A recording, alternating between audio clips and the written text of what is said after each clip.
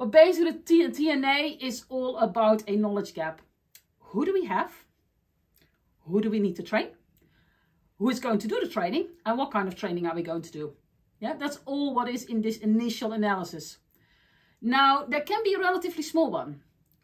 Think about if you go to client side, you're going to do different projects. Some might just be big projects, you know, months and months or maybe years of work.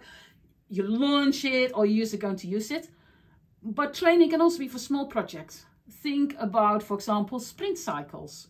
Every 2, 3, 4, 6 weeks, you bring out new materials. You update the system with the latest requirements. How are you going to make sure your users are going to use that? Yes, Salesforce is in itself, from a front-end perspective, easy to use. But if you spend a lot of time as an admin and developer, you know, building new elements, you also have to think about how am I going to tell my users that.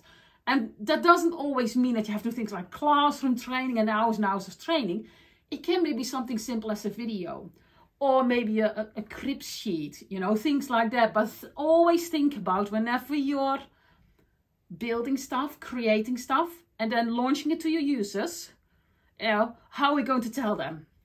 You know, a simple field is, you know, that's easy. But the moment you're going to do a decent amount of work, how do you tell them? Yeah, and that's sort of where the TNA comes into play. So they can be small, they can be very big and a lot of work.